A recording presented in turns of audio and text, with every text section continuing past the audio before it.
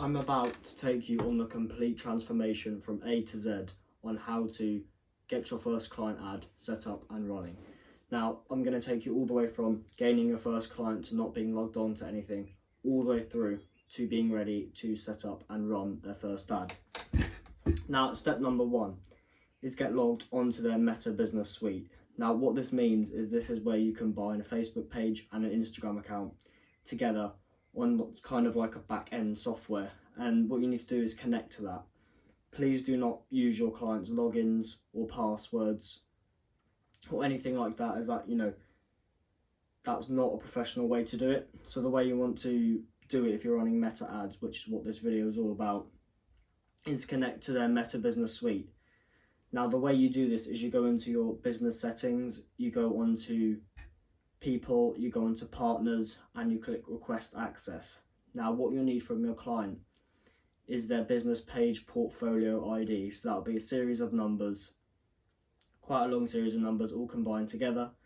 You'll need to grab that from them, and when you request access to their Meta Business Suite, you'll need to enter their number, their name and their email, and the access you want. So you can either have partial access or full access, or you can change it depending on what you like. So for the pages, for the ad accounts, and for the Instagram, for the Facebook.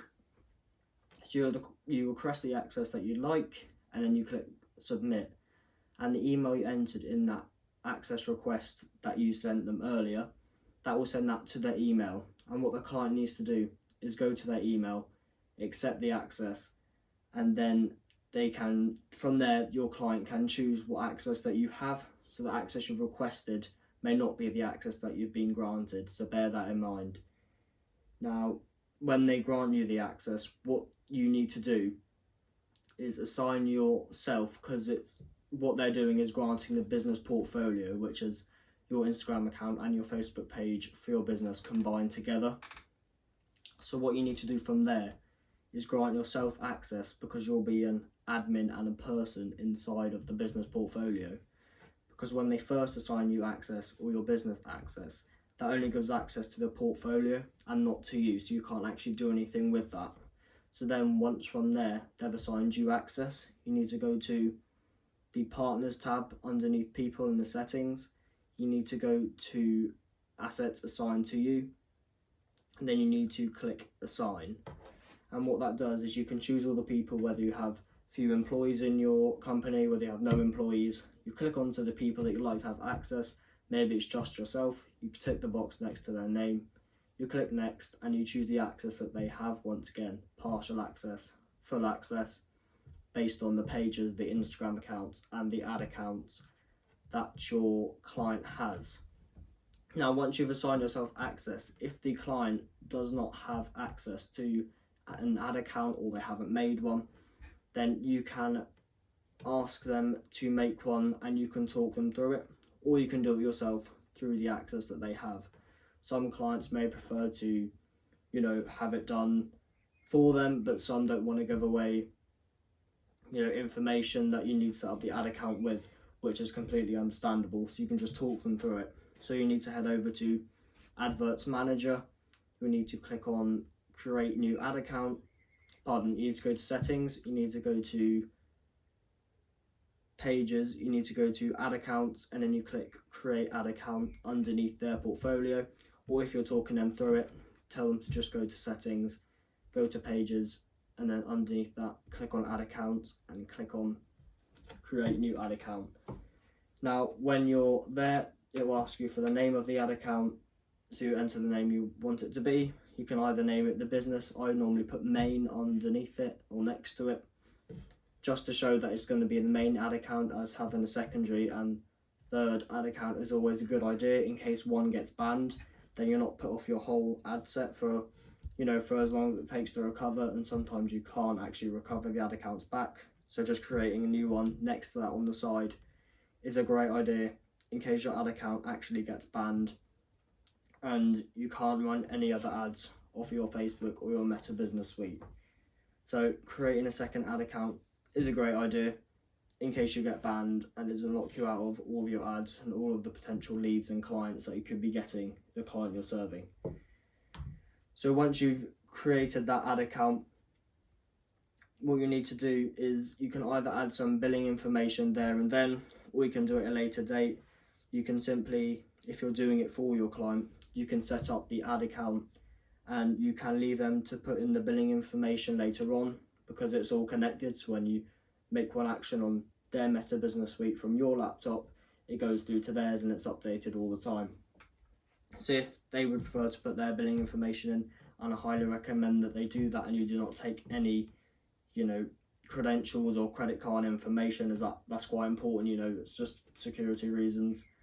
So pass that over to them. Once you've made the ad account, tell them to go into billings and payments underneath the adverts manager. Then need to add a new payment method, add their card number, add their expiry date and the security code, the name on the card, and that is all the details you need to enter and put a billing onto the ad account. Now, once you have this, recommend to do this to your second ad account and your third one if you have them. If you just have the one ad account for now, then that is absolutely fine. Just stick with that one and you can move forward from there. But like I mentioned, having a second ad account and even a third ad account is a great idea, as not having those could lead to your ad account getting banned, can't gain your clients more clients or any more leads. And that is the aim of your business. With SMM, you're always trying to get new customers, whether you are specifically a lead generation agency or just trying to expand their presence online with social media management, whatever it may be. It is important that you try to not get banned by having not as many ad accounts as possible, but by having 2 or 3 to ensure if one gets shut down, the other 2 or 3 do not get shut down as well. So once you have set up your client ad account, you need to go back into the business settings. You need to go to people. Underneath people, there'll be a partner section, and you click onto the client and the company that you're working with. So you may have multiple on there. Let's say you're working with a cleaning company, then you might be working with an electrician, whatever it may be. You have the multiple different access to the Meta Business Suites that you have on there, and that is what you'll need to go under. So click onto the one that you're on, and when they've created the ad account, assign yourself access once again. So go underneath assets assigned to you, click on add, click on the people button, and then click on whoever you'd like to assign yourself access, whether you have employees or it's just yourself, or you and a partner that you trust to run the ads. Maybe you're in a partnership with the business. So whatever suits you, you click onto all the people that you'd like to assign yourself access, and you click OK, and you click continue. So from there, if this has already been done, if the client already had a Meta Business Suite, already had an ad account, then it'll just be the whole process once again. So you'll click onto partners, request access, get their portfolio ID, put it into their name, their email address, click request access. They'll get an email, they'll grant you access to the assets that you've asked for, or maybe they might change it depending on what they think's appropriate and relevant. And then you click assign yourself access to all of those things. So there'll be the Instagram account, the Facebook page, and the ad account if they haven't already made one. But from my personal experience, I've found that most clients that I've worked with do not actually have an ad account already. So setting that up will probably be something that you'll need to do, or they'll need to do. So you can, like I mentioned, you can either talk them through that, or you can do that yourself for them and leave the billing and payment section down to them. Once you've set up the ad account, all they need to do is go into billing and payment, add a new method, and click add. They'll add their credit card, their details, or any other information that is relevant to the billings and payments. Now that you're all connected and everything's set up correctly, ensure that all the settings are appropriate and to what you think that would be the best to run the ads for. Once that's all done, we can now move on to the ad creation. So moving on to the ad creation, what you need to do is go into Meta Business Suite Home, go into the Adverts Manager, and from there you can choose the columns. So that's the display of units at the top. So there'll be conversion rate, cost per 1,000 impressions, etc. And Facebook will set a standard one for you when you first join. So if you like to create and make your own, then you can do that by going onto the columns and clicking add new or create column, and from there you can choose all the different metrics and data sets that are at the top that you think are relevant to your client and its business. So there's many different things: cost per 1,000 impressions, CTR, which is click-through rate. There's many different metrics and many different data sets that you can use to build your own custom column for the company and for the business that you're working with, your client, they think is going to be the most appropriate for them. Now, when you've done that, you can click onto the name and change the name of it. So whether you're working with a cleaning company, you can call it cleaning main, and you can set it as the default column to use when you're running an ad, and that will be all of the data sets that are on there. You can see every single thing that you need to know about your ad when it comes to actually running the ad for your client itself. Now, when it comes to making the ad, you've got quite a few different options here. So you can do photo ads, you can do carousels, you can do video or reel ads, and I've personally found that reel ads and video ads tend to get a lot more better conversion rates, and I think that is because it gives a bit more of a personal touch. So if you actually include a person in there, or someone that's well known for the brand or represents the brand, then I've found that actually gets a lot better conversion rates and a lot more leads.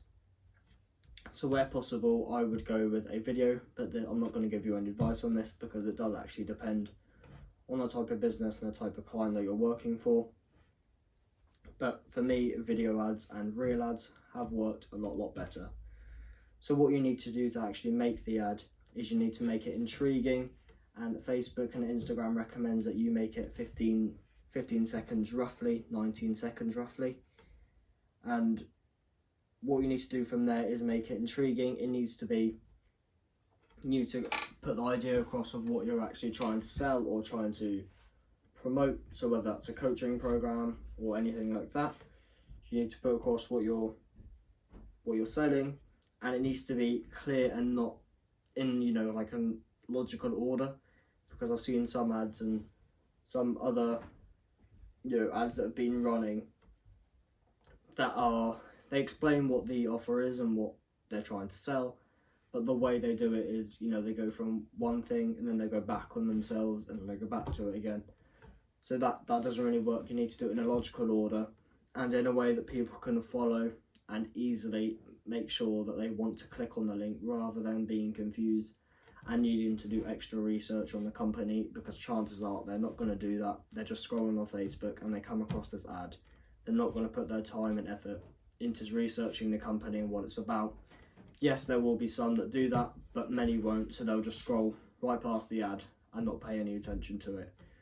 So ensuring that it's in a chronological order, logical order, and that it is intriguing, and you need to have a high watch time. So what that means is the amount of time that viewers average, the average amount of time that viewers watch your video for. So let's say it's a 19-second video and your viewers watch it for an average of 2 seconds. That is not a great watch time. You need to watch through to the end, as generally towards the end is where the offer actually happens. The introduction and the beginning part of the video is the sort of introduction and the hook, the eye catcher, that sort of idea. So getting towards the end and having a high watch time is very important, because that is where they'll probably tell the audience or user to do an action, whether it be click on the button below, fill out a form, anything like that, and they'll actually explain the offer in detail. So having a high watch time is a very important metric and thing to consider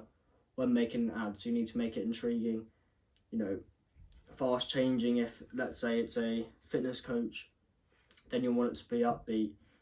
You want to see people being happy after they've achieved their goals, or their 90-day transformation or anything like that. That's what they're running. Then you need to show that and make it so interactive that they want to keep on watching, click on the button below, sign up to the form, whatever it is that your client is selling or offering. You want them to proceed forward with the ad and hopefully become a new client, a new lead, or whatever's relevant to your or their business. So once you've done that and thought about, well, what can I do? So we'll go through an example. Now let's say it's a fitness coach. You need to get footage together, or the fitness coach, and you've decided you're going to do a video ad. So you need to have a few videos from them about what they do, maybe some client success stories, their clients actually recording themselves talking about why the program was so great, the 90-day transformation was so great, etc. I need to put that all together into a intriguing, quick-paced 15-second to 19-second video to optimize it for the Facebook ad and to optimize for watch time. The longer it is, the more people will not watch to the end. That's just how it goes, as people don't tend to want to stick around, as like I said, they're either scrolling on Facebook or Instagram and they don't want to be watching an ad for much longer than that. And that is very, very important, that they want to, have the highest watch time possible. And like I mentioned, that is where the offer comes in and where the call to action comes in, and all the important part of the ad as the introduction and the beginning of the video is really just to get the user or the potential client intrigued and interested in what they're doing and how they can do it successfully and well for them. So that is a very, very, very, very important thing to consider, the watch time, and making it intriguing and exciting. So once you've got that edited and once you've got the watch time maximized and you believe people want to watch it more and more and more and stay through to the end where the offer is, unless you've put the offer in the beginning, which I have seen in some cases, and that sometimes that does work quite well. Like I mentioned, depends on what niche and what business you are in. But generally, if you've got a high interactive, exciting video for the ad, then that can be great for the audience and the user, as they will be more excited about it and want to watch on rather than just a photo. But like I mentioned, photos can work better for some businesses and some niches, so I do not want to advise you on anything at all here, as I don't know what business you're working for or what type of niche you're in, and it really is down to preference, whether you prefer to run a photo ad or a video ad. That is down to you. But either way, it needs to be intriguing and exciting for the customer to click below, and you need to get them excited about actually working with them, whether it's a coaching offer or something like that. You need to get them excited about working with them, and that is another important factor to include when editing the video or the photo, whatever it is that you are putting as the ad creative. So once you've got your video or your photo edited, what you need to go on to is go on to Facebook, business.facebook.com, which is the Meta Business Suite. You need to go into adverts and campaigns, and then you need to click on to create. And from there, you'll see a list of options. And if you're a lead generation agency, you'll click onto leads. There's sales, and these are going to be the targets of the campaign. So Facebook will ask you at the top, what is the target and the main aim of your campaign? And if you say more sales, then it'll take you through a series of options and people you can target. If it's leads, it will target areas. You can make forms on there. You can build optimized landing pages as well for the ads on the back end. So if you wanted your button to go to a website or optimized landing page, would be even better. I'll talk through the difference now. So a website is just the generic website of the business. Let's say it's a cleaning business. It will just go through to their website. It'll have all the standard stuff on there, so about us, why choose us, that sort of idea. But building an optimized landing page is far better, as that increases conversions massively. So how to build a landing pages, if you're using a domain hoster or a website builder, that sort of thing, like Canva, or what other ones are there? There's Canva, you've got Squarespace, you've got Wix.com, any of those or any other that you may be using. Those are the ones that you want to build a landing page for. So I'll use a cleaning company business as an example again.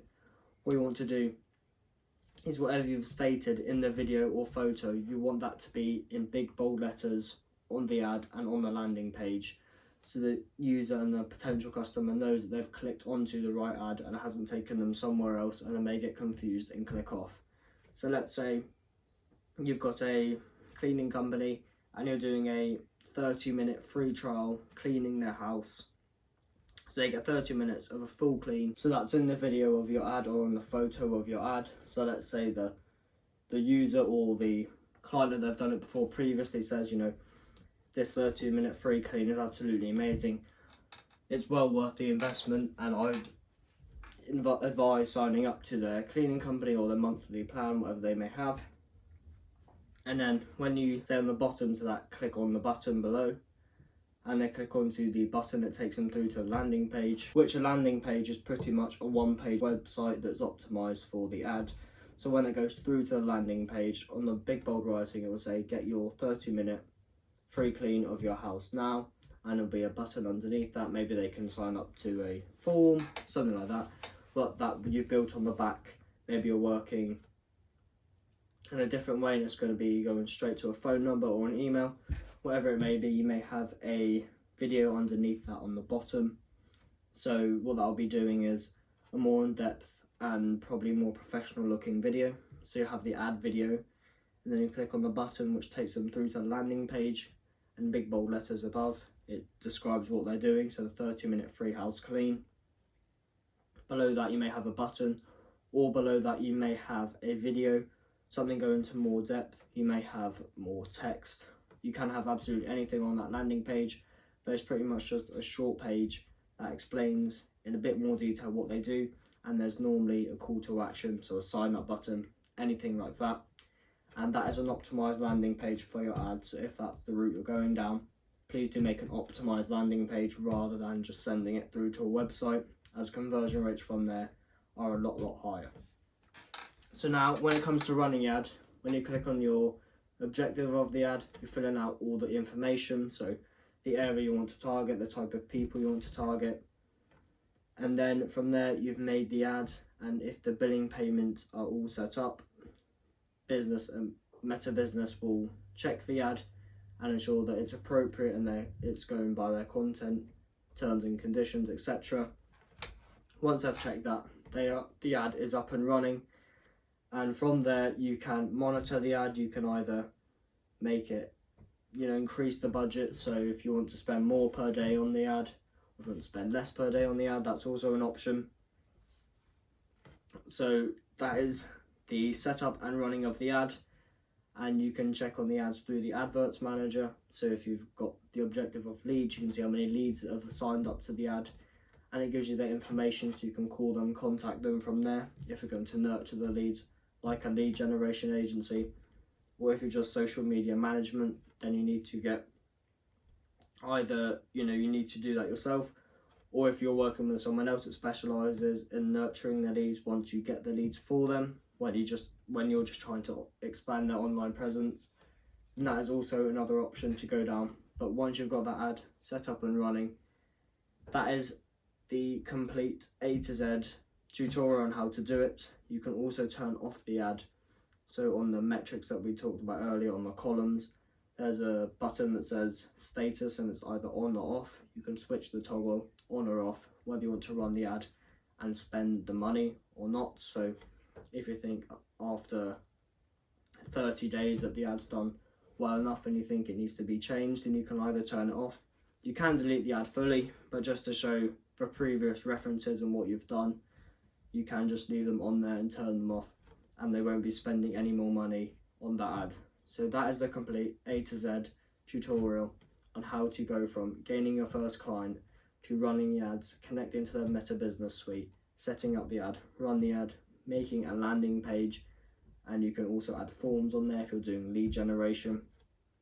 And that is the A to Z idea on how to run your client's first ad.